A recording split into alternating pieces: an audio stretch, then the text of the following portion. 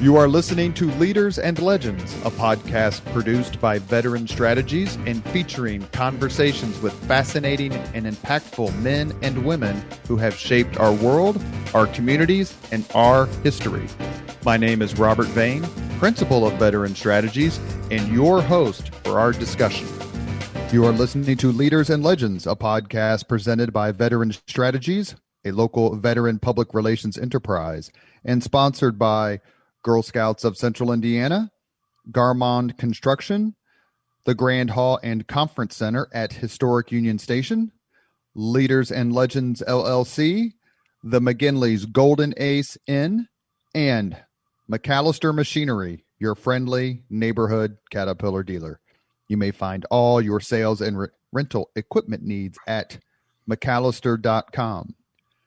We are pleased to announce our podcast is now a member of the All Indiana Podcast Network in partnership with Wish TV. You may find Leaders and Legends at allindianapodcastnetwork.com. Thinking of starting a podcast or need to host a public meeting? Let Leaders and Legends LLC be your partner as you look for new ways to communicate your message. Please contact Chris Spangle and me at leadersandlegends.net. Thank you for joining us on the Leaders and Legends podcast. Our guest today is Bruce Levine, who just wrote a brand new biography of Thaddeus Stevens. Who is Thaddeus Stevens?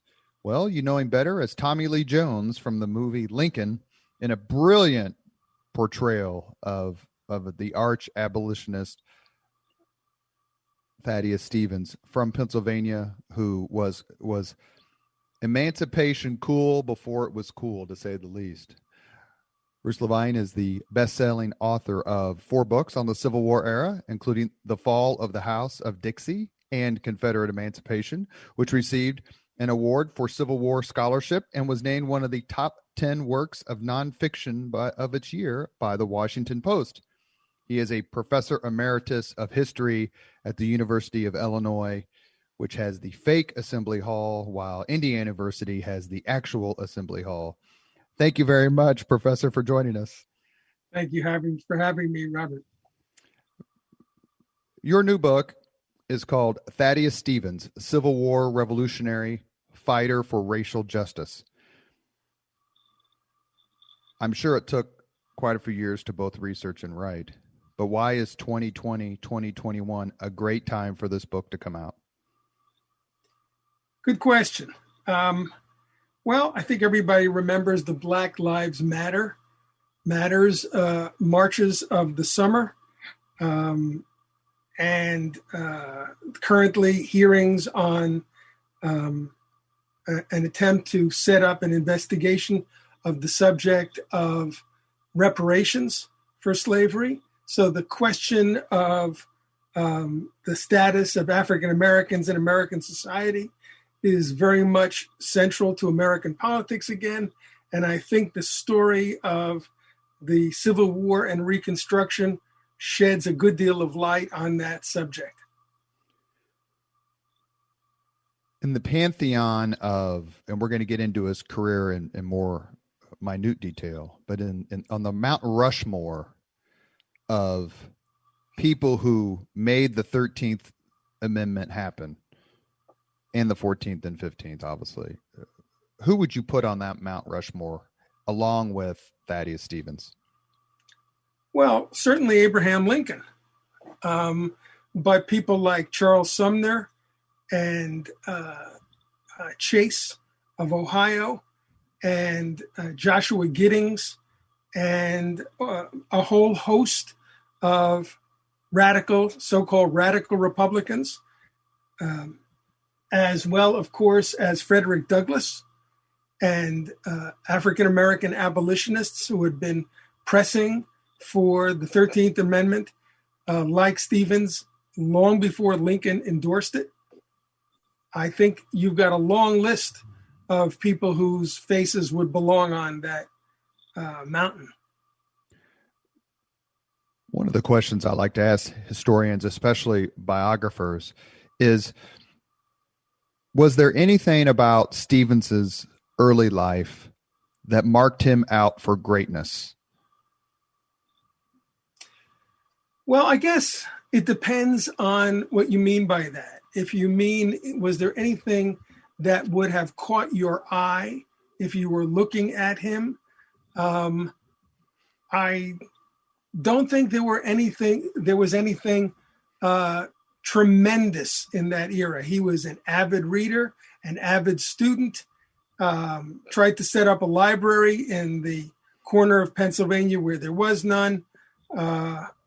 But there was a good deal in his life that certainly shaped the man who would grab your attention, and that contributed significantly to the Civil War revolutionary that he would become. He had a deformity, a club foot. How much did that fuel his desire to be respected and accepted in other ways? Because we all know how cruel people can be when encountering a physical deformity.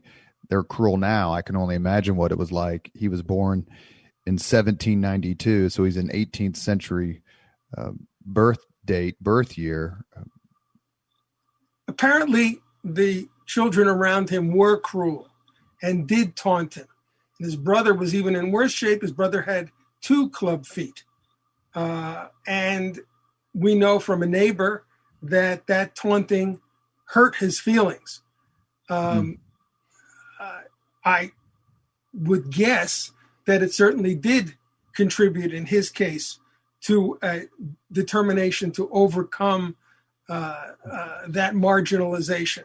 But so did a number of other aspects of his life that he emphasized more than the deformity, such as simply being born into poverty and feeling not only the material effects of that, the deprivations of that, but also feeling condescension from others who were better off. And he certainly set his sights on eliminating that kind of condescension toward the poor and trying to uplift the poor of all races. It would be somewhat, it wouldn't be somewhat. It's crazy to try to compare any of our lives, even the lives of the poor, whether today or in the early 19th century, to the lives of slaves. But did he feel in some way that, hey, I don't have it as bad as you do, but I've had it really bad, and that makes me help identify with you? Probably. I'm sure, as you say, that he knew very clearly that whatever he suffered was nothing compared with what slaves suffered. But having suffered what he did certainly made him sensitive to the suffering of others, more so, he would say more than once, than those who were born into prosperity. When you read about Stevens, it became clear that not only did he feel that education was his way out, but it was also clear that his mother felt that. They were abandoned by her husband, his father. So hard scrabble, to use a Ulysses S. Grant phrase, hard scrabble was the way to go. But like many of us who don't have a particular talent, every time I put a screwdriver in my head, my kids just laugh. Like, what are you doing with that? Like, you can't possibly know what you're doing. We know that education is our ticket out. Is that something that was in Stevens's mind? And then how did that love of education, the understanding that it was the ticket, influence him later on as he tried to help others? Another good question. Stevens was pushed along the route of education by at least 2 factors. One was the physical deformity that made it difficult for him to do very much farm work, and that convinced his mother that together with his native intelligence was going to require that he do something with his mind rather than with the strength of his body. And so she determined fairly early that he was going to have to go into the professions. And she kindled in him a love of learning and a love of books. And that kindling produced quite a flame. So he became a very avid reader and a very hardworking student. And later on in life, but not very much later, when he joined the Pennsylvania legislature, he played a key role in advocating the preservation of a newly created system of public education in that state. And it took quite a bit of doing to defend that new system because there was a great deal of opposition to it. And Stevens spoke often, both in the legislature and in the subsequent state constitutional convention, about the importance of education in opening up avenues of opportunity, especially to the poor. He became an attorney, which obviously was different then than it is now. But it wasn't long. I find it fascinating. He lived in Gettysburg, and there's a great story about when the Confederates attacked it in July of 63, July of 63, that they targeted one of his foundries. I'll ask you about that in a second. But while in Pennsylvania, he caught the political bug. What drove him to go that route? Because as much as we like to think 21st century politics is rough and tumble, it, in my view, doesn't hold a candle to what people had to put up with in the early to mid 1800s. Well, on that subject, and on the subject of handling the rough and tumble, Thaddeus Stevens was a tough cookie and had the ability to dish it out as well as take it. And so I'm quite sure that the prospect of being attacked would not have made him bat an eyelash. But Thaddeus Stevens had goals of transforming the country. And that could only be done, he believed, through politics. He wanted to democratize the United States to a much greater extent than it was already democratic. And there was no other way to do that but through politics. And he had very strong political views, not only about democracy, but about the importance of getting the government to help stimulate the growing capitalist economy of its time. And he was of the opinion that the growth of that economy required active government support, just as he believed that making opportunities available within that economy to those born into poverty also required government intervention. So those goals, no doubt, propelled him along the political career that he would follow. And did he find the presence of slavery as the exact opposite of the opportunities he sought to give to others? Absolutely. Stevens believed very early that this was the most oppressive, the worst institution in human history. The most oppressive, the most brutal, the most unfair, and very early in life, conditioned by his childhood, it's worth saying, set himself against slavery. So as you note, he became a political figure in Pennsylvania, but he was born in Vermont, which was the first state in the Union whose constitution denounced slavery. That's what, is that the 14th state? Is that right? 14th, 15th? It entered the Union in 91, the year before his birth. Yeah, because it was either right before or right after Kentucky. So you have these two juxtaposed, kind of slave/free states. One of the questions in reading about his deformity, which I'm going to ask you about the movie Lincoln later. We were lucky enough to have Harold Holzer on the Leaders and Legends podcast, and he talked about his involvement in it. But they, in the movie, you notice that he limps, or clearly had a deformity, which they didn't show, that he limps. And one of the first, when I started reading about the Civil War 30 years ago, one of the first words I encountered that I didn't know This was pre-internet, so you had to actually go look up this big word in a giant dictionary. And the word was dyspeptic, which means grouchy or grumpy, because of dyspepsia, which is a stomach ailment. And I read that word as it was being used to describe multiple times Jefferson Davis, who just always seemed grumpy and bitchy and mad.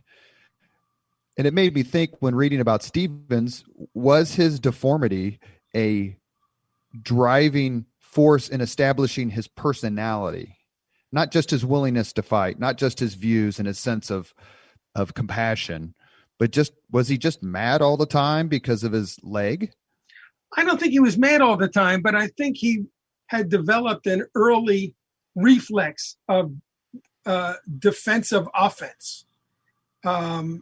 He must have, judging from what he became, developed an early determination not to put up with guff from others, probably deriving, at least in part, from the subject of his deformity.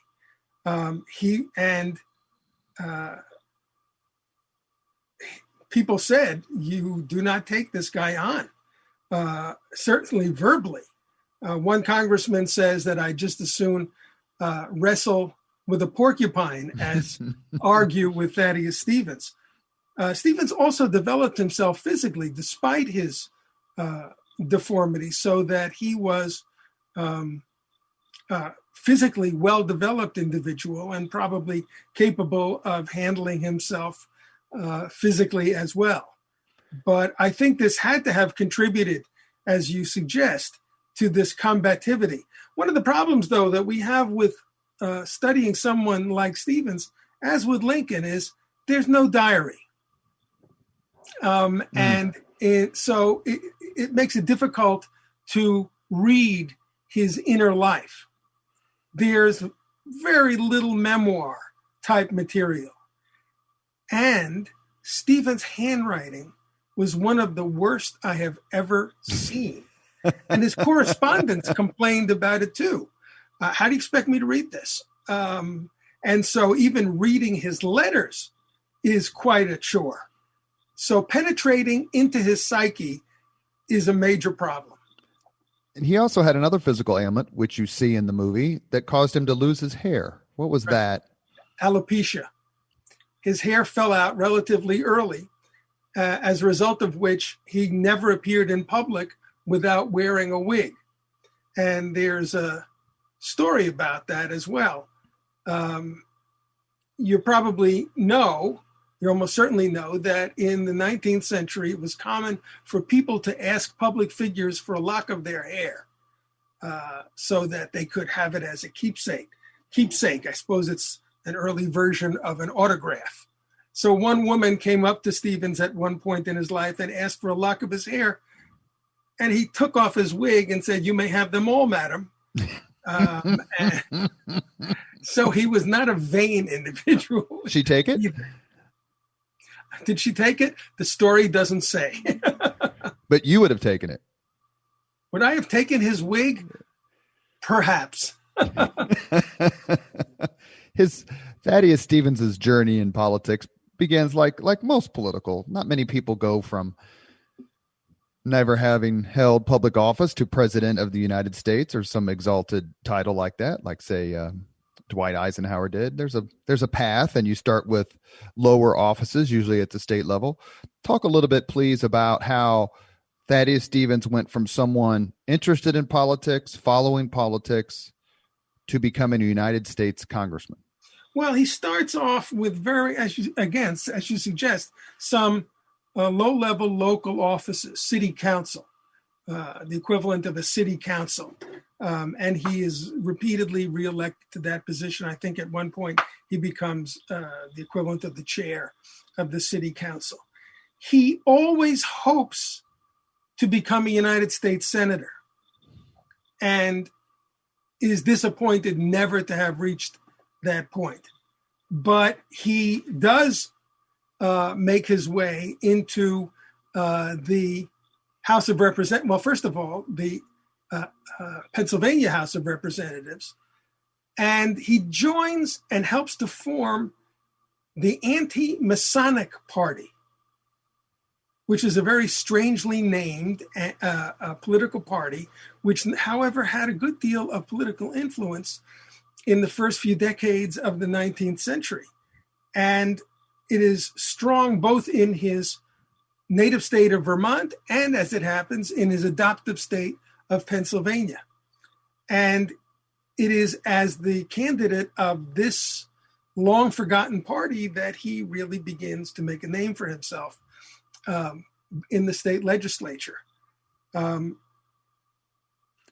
the anti-Masonic party, Masons were a secret society, and they were an exclusive society, and they were operating with all these special rules and traditions and kind of mystifying procedures. And it was seen as, and correct me if I'm wrong on any of this, it was seen as anathema to an open, free society like the United States. You're quite right. And in addition to all these characteristics, its members in those days swore to give preference to one another in all walks of life, including politics. And so this was seen as by people, not only Stevens, but John Quincy Adams and a number of other prominent individuals, as a real threat to the survival of political democracy. If there's a secret society whose members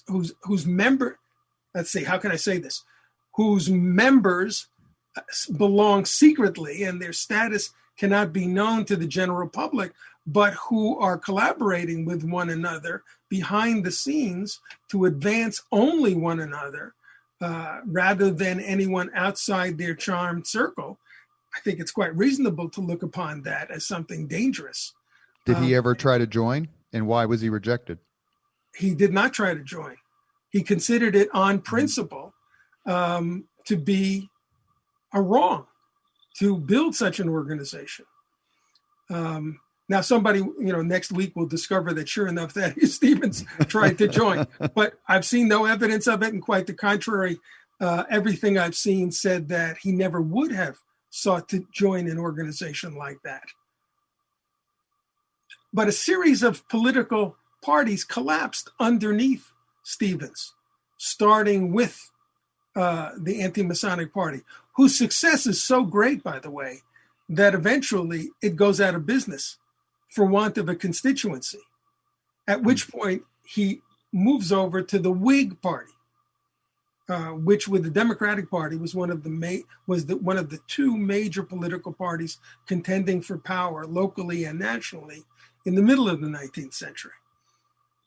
And then the Whig Party in the 1850s breaks up. And it's at that point that he sets out to build the Republican Party, along with the cast of characters with whom we're familiar. He had, before we get to the time in Congress, it's fair to say he had a relatively successful political career, despite the fact that he took some pretty tough stances. In other words, wasn't scared to be outspoken on issues that made people uncomfortable.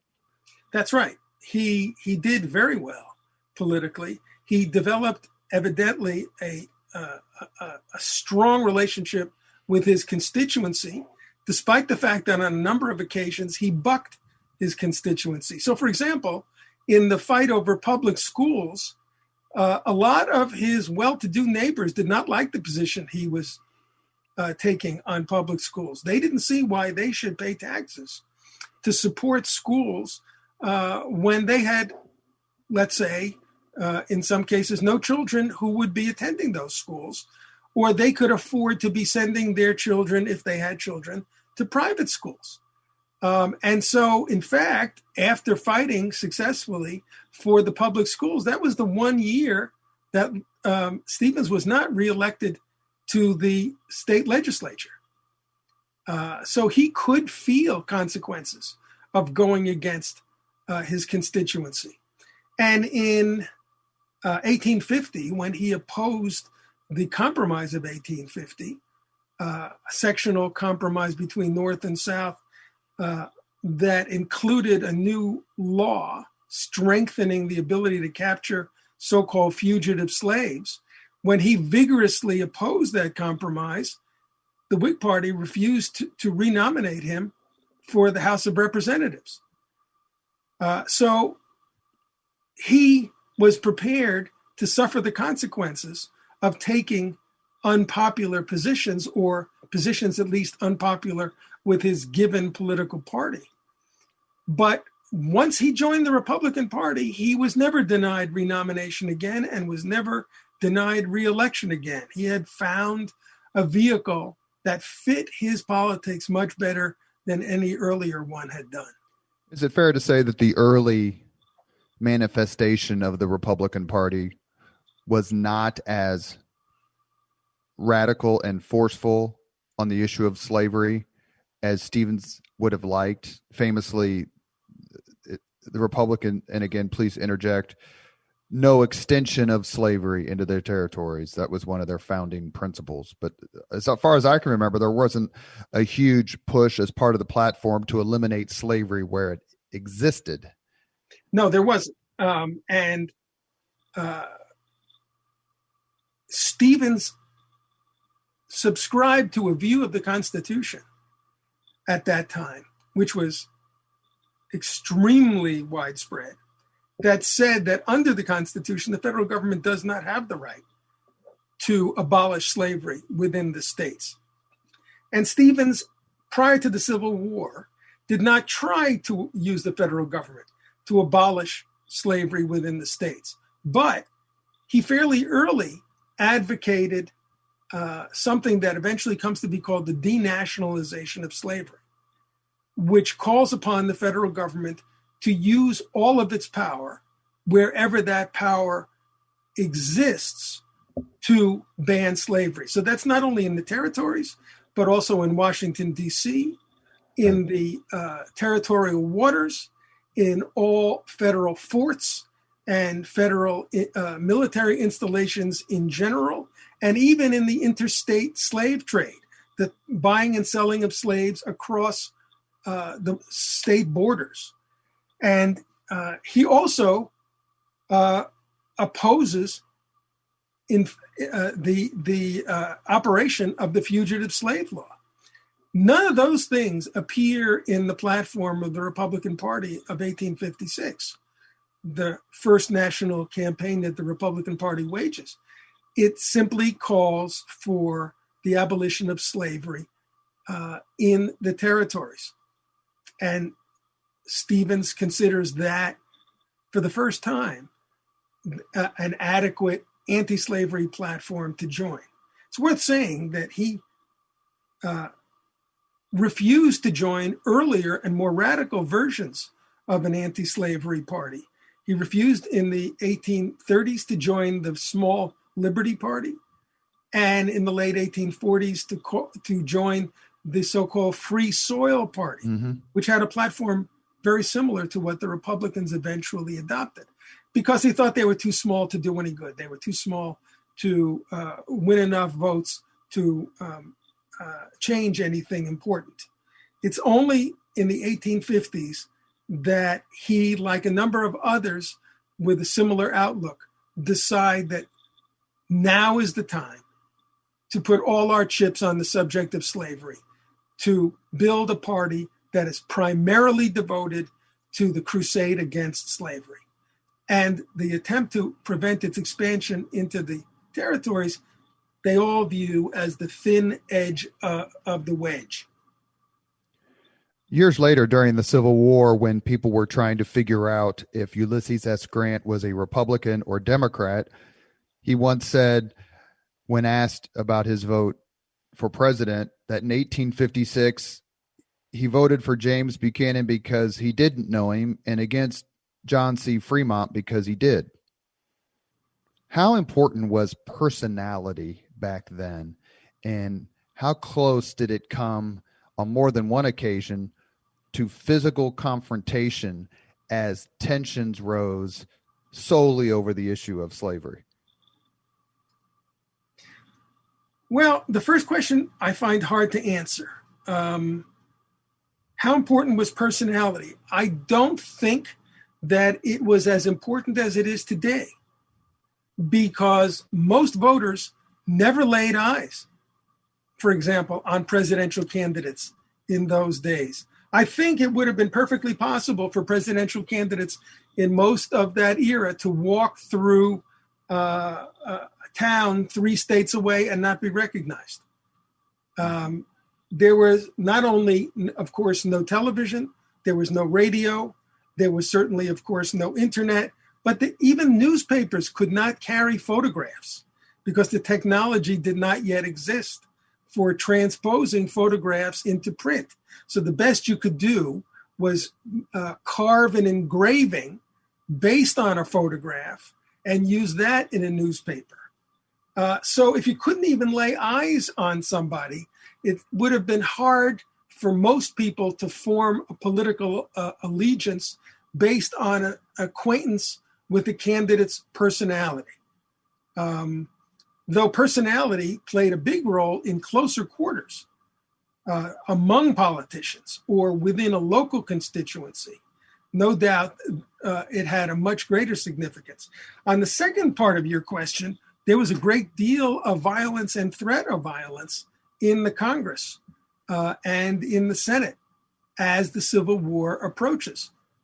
We're most familiar, I think, with the case of Charles Sumner being beaten into unconsciousness a few years before the Civil War for the crime of having insulted a South Carolina politician in an anti-slavery speech. The harlot slavery. Exactly. And so the relative of the man thereby insulted took it upon himself when Sumner is sitting at his desk. Sumner was a great big guy, and so his knees came right up under the floor, under the bottom of his Senate chamber desk, and Sumner is there writing to his constituents, answering his mail, and this congressman walks in, calls him out, raises his gutta percha walking stick over his head, and proceeds to beat Sumner into unconsciousness. And Sumner tries to struggle to his feet. His legs get caught in the desk and pulls the desk up. So strong was Sumner, but not before he lost consciousness. Well, Stevens was physically threatened on more than one occasion on the floor of the House of Representatives, both with being beaten with fists, but also with knives. And on one occasion, as this starts to become familiar to Republicans, his colleagues rush forward and surround him, make a defensive perimeter around Stevens so that he cannot be attacked successfully by the Southerners. You are listening to Leaders and Legends, a podcast presented by Veteran Strategies, a local veteran public relations enterprise, and sponsored by Girl Scouts of Central Indiana, Garmon Construction, the Grand Hall and Conference Center at Historic Union Station, Leaders and Legends LLC, the McGinley's Golden Ace Inn, and McAllister Machinery, your friendly neighborhood Caterpillar dealer. Our guest today is Bruce Levine, author of Thaddeus Stevens, Civil War Revolutionary, Fighter for Racial Justice. I'm going to ask you the most broad-based question I can possibly ask you, because I know that you're going to be able to answer it very quickly. Describe the political atmosphere and environment in antebellum United States. What led us to the Civil War from a political perspective, and what was that environment like? Well, I think unquestionably what led the country to civil war was the issue of slavery. It was both the issue of slavery and the fact of slavery. And I make a distinction because the issue of slavery as a central political division in the United States begins growing in around the 1820s. Over the course of time, it gets more and more central to politics. By the middle of the 1850s, it is the political question on which people are beginning to, voters are beginning to choose their party of preference. Underneath that is the fact that the division of the country between slave and non-slave states is making itself felt in all aspects of society. Religious denominations are splitting because of differences, theological differences and political differences over slavery. Slavery shapes values and institutions in the South in ways that a free labor society is not shaped. And so the difference in social relationships and economy make themselves felt in all sorts of cultural and secondary and tertiary aspects. In the 1850s, Northerners and Southerners both, by and large, come to recognize that this is the key question of national politics. Will slavery survive and possibly grow, or will anti-slavery forces find a way to, in Lincoln's terms, put it in the course of ultimate extinction? A few times I've had discussions with folks about, and they're nice discussions, so I don't want to act like they're hateful, when people say that the issue of slavery was not the main cause of the Civil War. And I kind of just shrug my shoulders and go, every single compromise prior to the war to avoid war was based on what issue? Of course, slavery. And they go, well, and I'm like, the politicians knew, the people knew, the thought leaders, the philosophers, the activists, they knew. They didn't want to touch it unless they absolutely had to. And then when they're forced to, the United States, which usually has a maybe not so much these days, but in its past has shown a significant ability to craft compromises, which may not solve the problem, but perhaps lets a little current out of the line. We were able to do that. And then eventually, when we come to Lincoln's election, we couldn't. Did Stevens welcome this confrontation? Well, he certainly welcomed, to use that word, confrontation over slavery. He did not welcome disunion. He did not welcome war.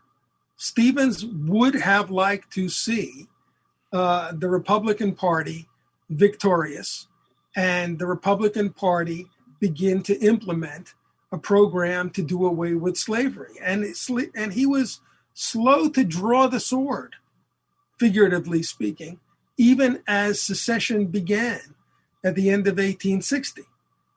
So he was not looking forward to what he already anticipated was going to be a bloody war if it came to that. But once the war began, it was something else entirely.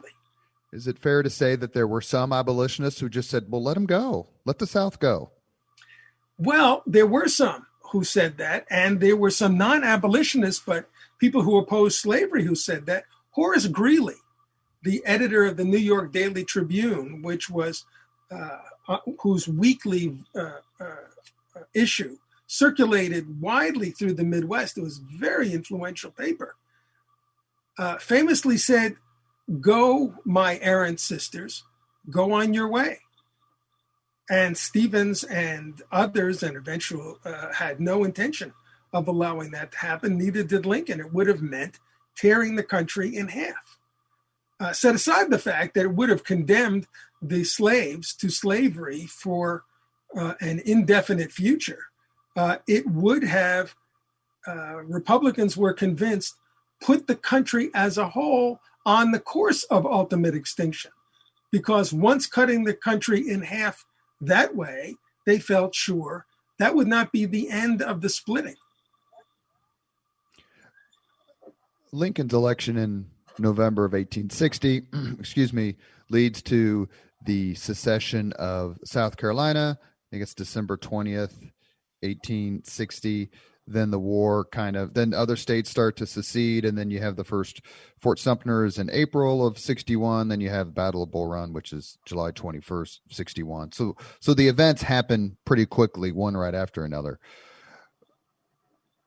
Did Stevens understand earlier than most because of his time in Congress, that this war was going to be a long one, a bloody one? Absolutely. There were, and in this respect, he saw further than many of his colleagues. People on both sides of this war initially thought it was going to be a short war. Both sides underestimated the other's commitment to winning this war. And both sides underestimated the other's ability to wage war. And that was certainly true on the Union side. And Stevens was unusual in saying, this is not going to be quick. And this is not going to be easy. As he says later on, our officers are no better than theirs.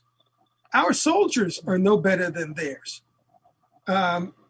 This is not going to be resolved successfully on our side without changing the way we approach this war. And his ability to understand the difficulty of defeating the Confederacy was part of his success in winning the rest of his party to more stringently anti-slavery measures during the war. Let me ask you about a couple of people real quick and his kind of interaction with them or friendship.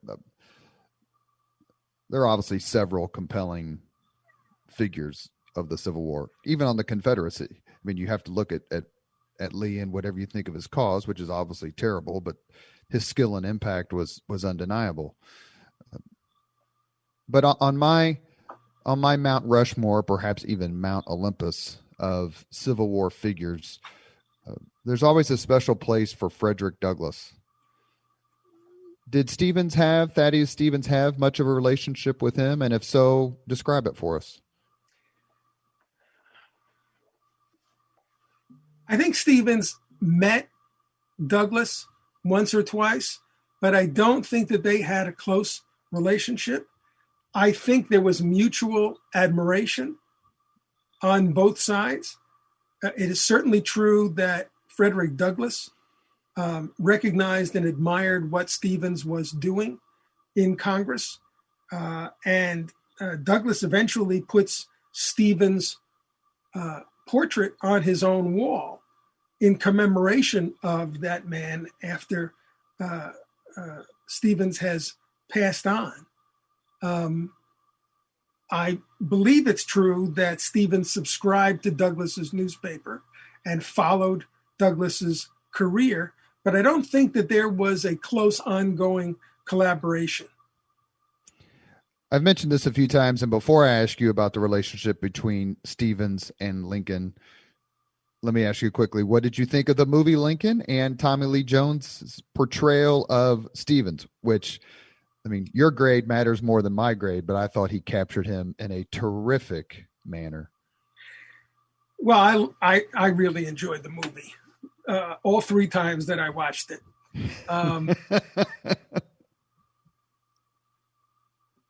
I thought, and I like Tommy Lee Jones a great deal. I thought it was a little odd hearing Vermont-born Thaddeus Stevens speaking with a Texas accent. But aside from that, I thought it was a nice portrayal of Stevens' personality.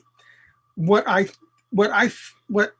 did not like was what was, in my opinion, a portrayal of Stevens as so stubborn and so extreme that he created a problem for the achievement of the 13th Amendment, and that only Stevens' supposed backing away in public on the floor of the House from his own so-called extreme views made it possible to pass the 13th Amendment. As I said earlier, I think that's a misrepresentation of what takes place in that scene. Stevens was not quieting his own views, but rather was enunciating his views. And the film does not say, but which was true and important, Thaddeus Stevens was calling for what becomes the 13th Amendment a full year before Abraham Lincoln endorses the idea of such an amendment. So Stevens is more the author of that amendment than Lincoln was. There's a line in the movie which is a direct quote, but please disabuse me of this assertion if it's wrong. But there's a line in the movie in which Tommy Lee Jones says, "The greatest measure of the 19th century was passed by corruption, aided and abetted by the purest man in America," meaning Abraham Lincoln. I think that's an accurate quote. It's important to remember, though, why the arm twisting and log rolling was necessary to get the 13th Amendment passed when it was passed. In fact, the Republicans at the end of 1864 had just won a series of elections to Congress. And in the newly seated Congress, which would not yet take its seat until a few months into 1865, they would by themselves have had enough votes to pass the 13th Amendment. But Lincoln wanted it done right away. He wanted it done by the sitting lame duck Congress, which the Republicans did not yet control by a large enough margin to pass it. And so it was necessary to resort to these particular measures that are shown in the movie. Well, I think from a historical point of view, excuse me, seem to be going through adolescence here. From a historical point of view, that was a done deal once the Republicans had swept the 1864 elections. So if that Congress had not passed it, the next one certainly would have. I alluded to it earlier, the relationship between Lincoln and Stevens. There's a great scene in the movie where they're like in some kitchen or some basement. And they're kind of going back and forth where Lincoln's talking about his plan for Reconstruction. Stevens had a much more harsh plan for Reconstruction. You know, there were so many, it came out in the book Team of Rivals, but those of us who have studied the Civil War for, decades, for a long time, have read about it, know how little Lincoln was esteemed as he came into the presidency. He was a compromise candidate at the convention among many people. He certainly was a compromise presidential election winner. There were 4 people in the presidential election of 1860. He certainly would have lost if the Democrats would have been unified, if my math works, but maybe I'm not remembering correctly. But clearly the Constitutional Union Party and all the other things that sprang up in 1860 helped cause his election. But as Lincoln moves on through his term, through his time as president, you can see the admiration of people like, for example, William Seward grow, that this man is the right man to lead us. Did Stevens have that same evolution, or did he become more and more upset with Lincoln as Lincoln wanted a softer peace?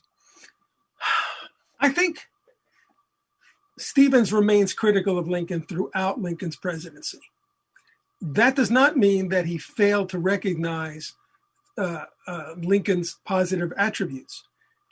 He said more than once that he thought this was there was no more honest individual on the face of the earth, or words to that effect. But he thought Lincoln was too slow in moving in the direction of slavery and equal rights. When the Emancipation Proclamation is declared, Stevens is ecstatic. When, contrary to many worries, Lincoln enacts or finalizes the Emancipation Proclamation on the first day of the new year of 1864, Stevens is thrilled and praises the proclamation and calls for its vigorous enactment. Wherever Lincoln takes a step forward, Stevens applauds. Where Lincoln fails to move forward, Stevens either criticizes him publicly or grumbles privately among members of his party.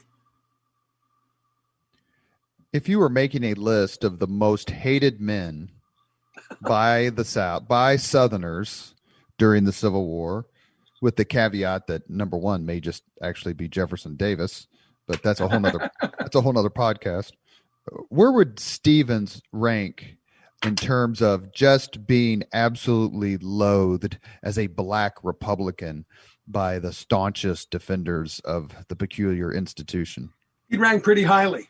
And that brings us to a story that I think you alluded to earlier. So if you don't mind, please, I will retell that. And that is to say, in the summer of 1863, in the course of the invasion of Pennsylvania that leads to the epic Battle of Gettysburg, one of Lee's generals, Jubal Early, makes a determined visit to an ironworks owned by Thaddeus Stevens and has those ironworks burned to the ground.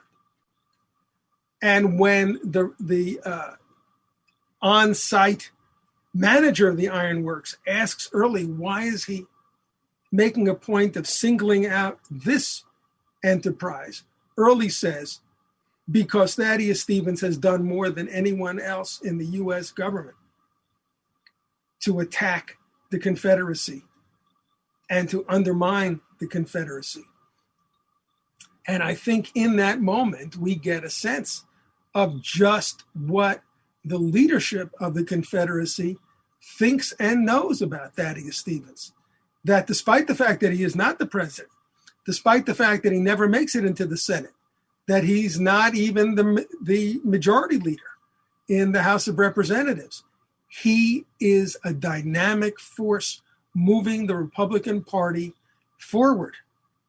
He's also the chairman of the Ways and Means Committee and is in charge, therefore, of making sure that the Union armed forces have everything they need to prosecute the war. But even more fundamentally, I think, he is one of the key spark plugs in pushing the Union, not only to militarily engage the Confederacy, but to go after its central economic, social, and cultural institution, slavery.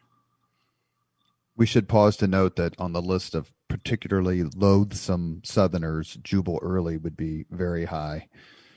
He's a singularly disgraceful person. Quite unpleasant fellow. What was Thaddeus Stevens' reaction to the assassination of Abraham Lincoln?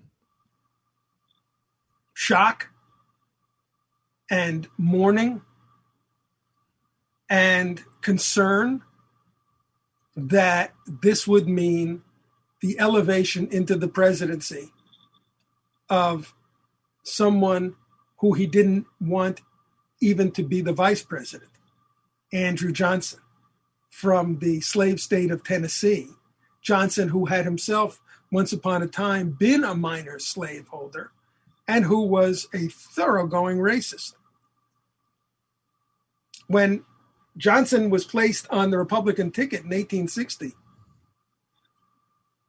Stevens basically turns to the man who informed him of this and says, effectively, expletive deleted, couldn't you have found a vice president without going down into one of the slave states for him?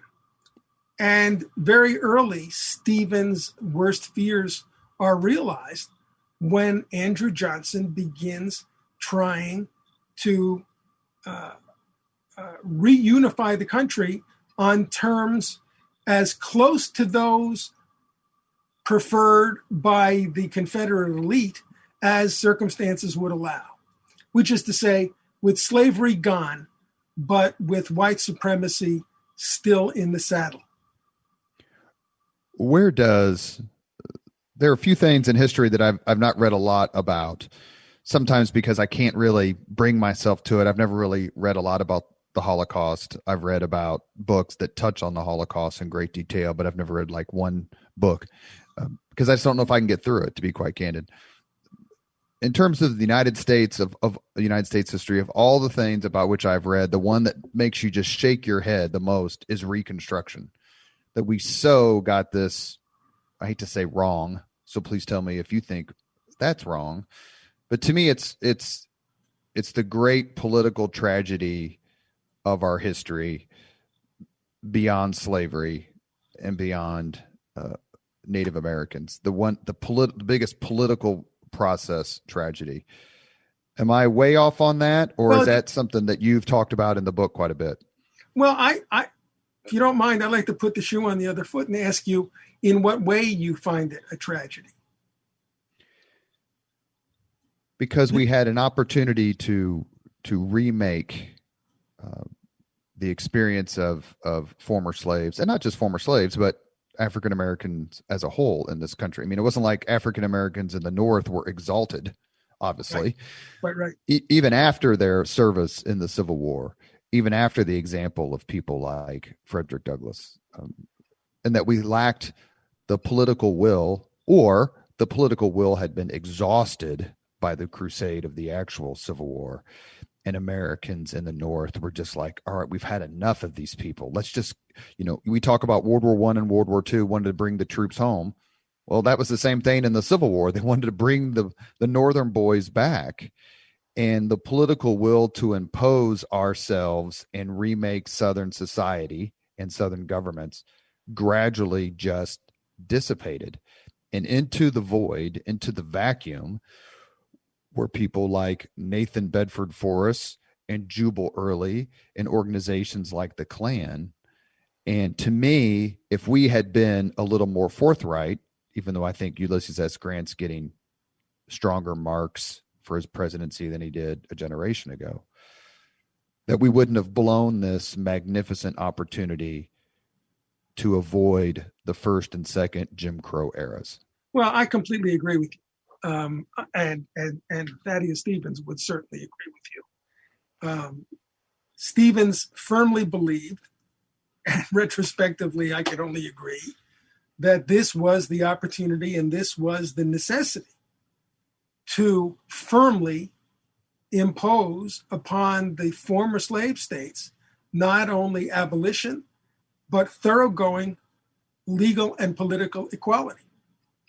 And to keep control of those states long enough to stamp out white supremacist terrorism. And that's why Stevens didn't want to allow these states back into the Union on an equal basis until those things were accomplished. But as you say, a good deal of the energy of behind that cause was expended in the course of the Civil War. I think we often, for example, don't think about the following. The first people, or at least among the first people to join the Union Army, would have been those men with the strongest anti-slavery sentiments. And consequently, a disproportionate number of those people would be killed in the course of the Civil War, and that has to have political consequences.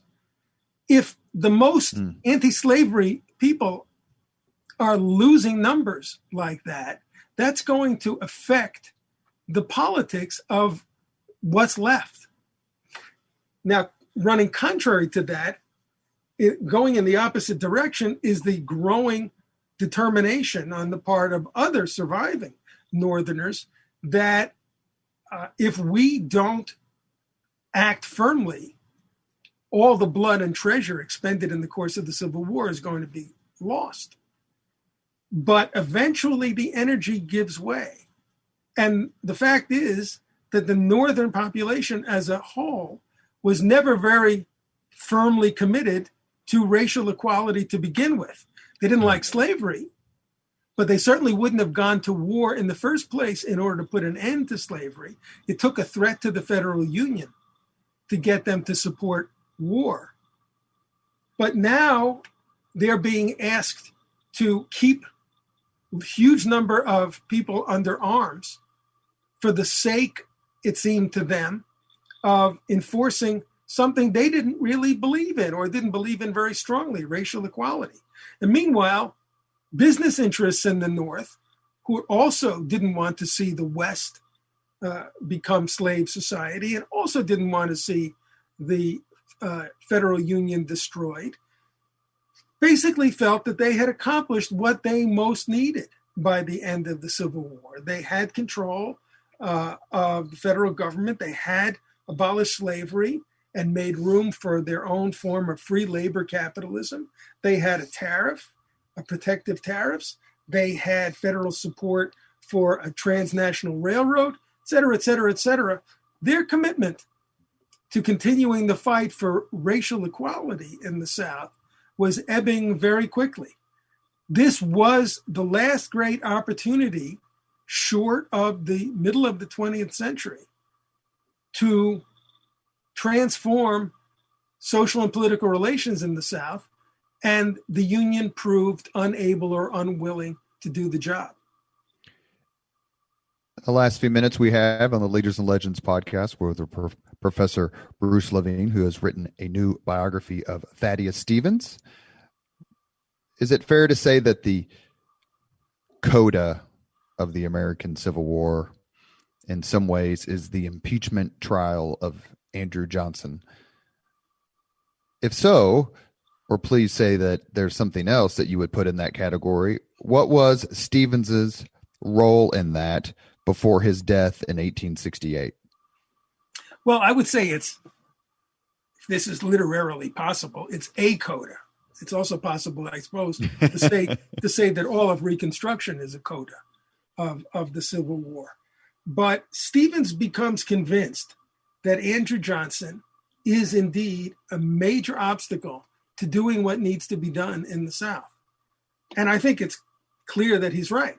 Andrew Johnson is happy to see slavery abolished, but past that, he is giving the old elite of the South virtually free rein. Having been forced to give up slavery, the South is passing very strongly discriminatory legislation called the Black Codes in the South that deprive the former slaves of most of their legal and all of their political rights, and are enforcing white supremacy with acts of terror. The Congress passes laws to try to hold that back and place the South under military control for a while. Andrew Johnson starts replacing the firmest generals with generals who are willing to allow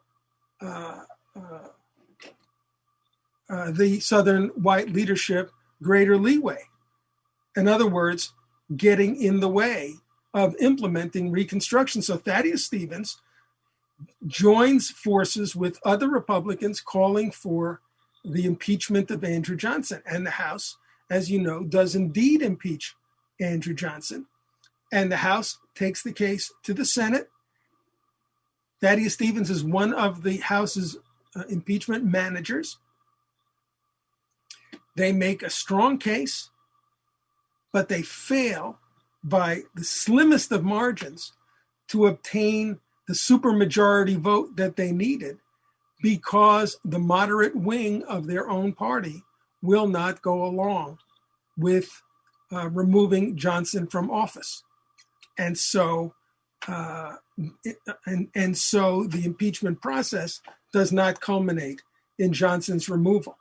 And I am way searching my memory here. If Johnson had been removed, would the president have been Schuyler Colfax, the Speaker of the House, who was from Indiana, later vice president under Grant? Well, I think not, because I think it would have been Benjamin Wade. From Ohio, the radical senator. And that's one reason why the moderate Republicans don't want to impeach Johnson, because they don't want a radical like Wade to get that kind of political power. We end all Leaders and Legends podcasts with the same 5 questions to everyone. Professor Levine, are you ready? They're harmless, I promise. Didn't anticipate this. Okay, let's go. What was your first job? Working on the back of a garbage truck. What was your first concert? Playing a cello at my own graduation. What was your first concert where you saw someone we may have heard of? Gladys Knight and the Pips. Love it. That's a first. Number 3, if you could suggest any book for someone to read, which book would you recommend? Wow, that is a tough one. The last 3 are tough for historians. I apologize. James McPherson, Battle Cry of Freedom. It was my textbook when I was an undergrad for my Civil War class. You had a good teacher. Number 4, if you could witness any event in history, be there as it happens, which event would you choose? Passage of the 13th Amendment. Last question. If you could have dinner with anyone living today, 2 hours, completely off the record, whom would you choose?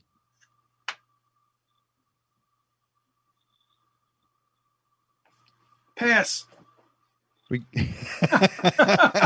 Nobody comes to mind. Barack Obama, George W. Bush, Raquel Welch.